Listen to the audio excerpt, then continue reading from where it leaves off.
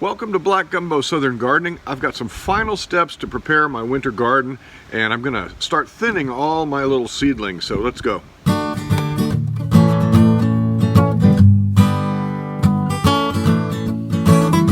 Well, it's been about 4 or 5 days and my peas are starting to come up, so you can see that we have kept enough moisture on them to germinate them. Yeah, nice, huh?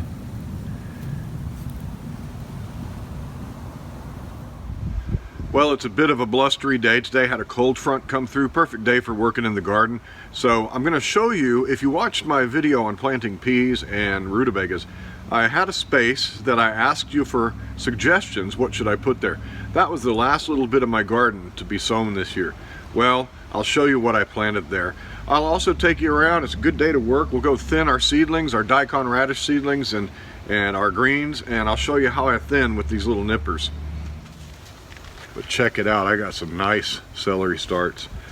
This is the way to do it if you ask me. Celery is real finicky to start. The seeds are so tiny and you got to sprinkle them in, then you got to prick them out and plant them in little pots like this. Well, Bonnie Plants has already done it for me. Let's go plant some celery. Alright, so collard greens are over here. They have potential to get real big. Over here we have daikon radishes. The greens on those, I don't know how big they're going to get, so I'm going to put my celery. I've got 12 plants right in between in the middle.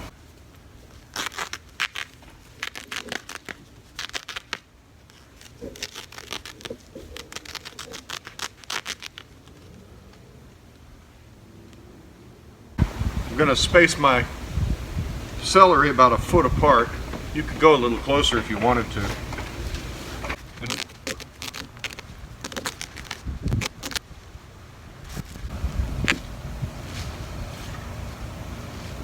That's some nice soil. Planting these is very easy. You just pop the plug out and make sure that you've only got 1 plant in each hole. Look at these roots. Celery roots are very fine, and we'll loosen them up a little bit, but not much.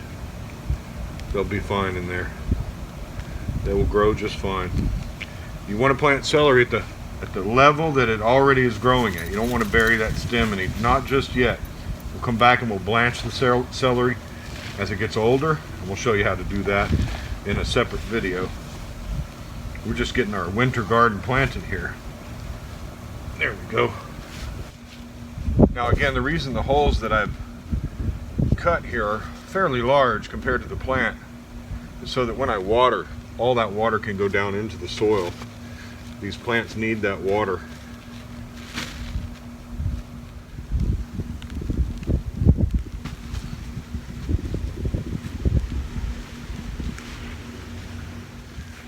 Here's an example where we have 2 plants in the same plug.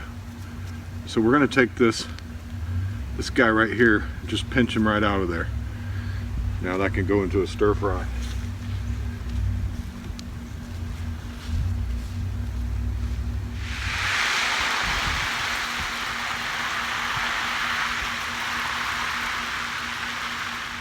All right, watered in. Will it grow? Will it grow through the winter? We're going to find out. Extreme weather conditions, cold or hot, will make celery bolt, and that's not what we want. If it bolts, it gets bitter.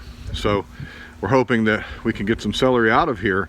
We're probably not going to get frost for at least another month. You never know though. And if we do get a frost at all, it'll come, like I said, in December, and January is our coldest month. February is our coldest month also, kind of January, February. We should be able to eat off of this celery by then. We'll see. It's about time to come in now and thin our greens here. They're starting to get true leaves. We can see which plants are in good shape and which are not. So we can just come in here with our scissors and cut down the ones we don't need and leave behind some healthy plants. Beautiful. These daikons are growing quickly. They're very healthy. I'm impressed. Celery's looking good after a couple of days. Looks like everything's going to take off. What we're going to do is let these get about twice that size and then begin blanching them. I'll show you how to do that with some newspaper. The collard greens are growing, starting to put on true leaves. So we've got ourselves a bona fide winter garden here. Things are looking good. Well, here's one of those circumstances where you have to make tough choices. Which of these two plants is the healthiest? Let's see. They're about the same in terms of their health. We're going to take this one out. That's rough, huh? This broccoli, you could eat these greens, but we have to leave one plant behind. You have to make these tough choices when you garden. All right, again, tough choices. This is gardening. Have to thin our radishes. All right, we've got two of them here, little bitty guys coming out. Now these greens, you can eat them if you're into that. I like to use these little pointy nippers. They get in there and you can be very accurate with your cuts. These two plants almost look identical, so we're just going to take one out, leave the other behind. You have to tend your garden. You have to actually snip stuff out. Sometimes it feels wrong, but if you don't tend your garden and care for it, these plants will choke one another out. You'll get a lesser quality product when you harvest. All right, like this one. This one has two plants down in here. I'm not sure if you can see, but I'm going to try to snip this one. There we go. Leaving one behind. Right here I've found a little worm on the plant that I want to keep, so I'm going to try to get that worm off of there, and we'll snip him. Yeah, you don't want those chewing worms on your little plants like that. He's been eating this guy, you can tell, but we caught him, so that's good.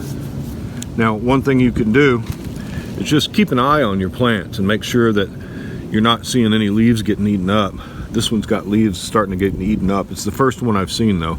So I won't really bother with treating with any kind of organic insecticide to get rid of those worms until I see more of them, and then we'll treat with BT. It's a bacterial-based organic herbicide that kills these soft-bodied caterpillars, kills them really quick, so we'll keep our eyes open. Got some weeds coming up in here too. It's okay. These seem to be pretty good in terms of their spacing, so I'm just going to let these go and just come in and pull some of this nutsedge. Yeah, these are well spaced.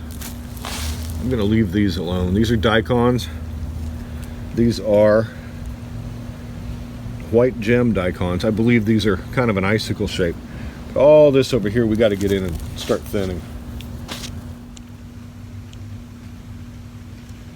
What I'll do on these is leave them a few inches apart, and I'm just going to leave these greens on the ground, let them compost back into the soil, and yeah, it's just like a little haircut, making sure that we have enough space between these plants to give them room to grow.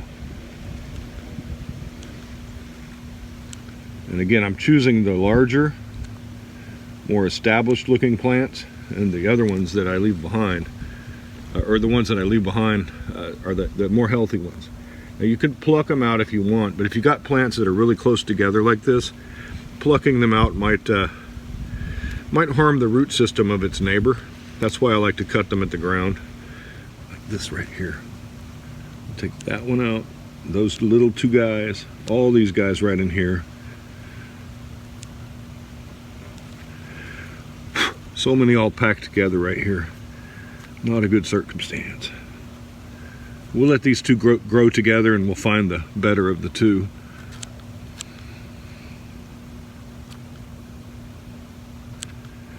All right. Well, there's a little bit of a work day in the garden, thinning some seedlings and showing you what we finally planted in that last little bit of our garden. If you're looking for a spring garden, seeds for your spring garden, check the link below. Seeds for Generations, wonderful company. You'll be supporting a good company, and by using my link you'll also be supporting this channel a little bit, so I invite you to do that.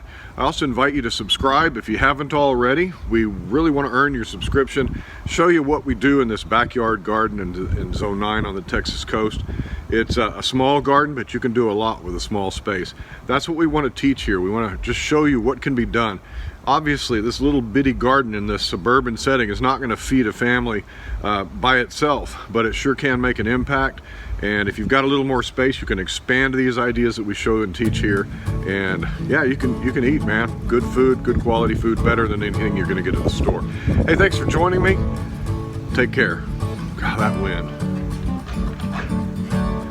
Thanks for joining me on Black Gumbo Southern Gardening. I hope you have a good day, and we'll talk to you next time. Bye-bye.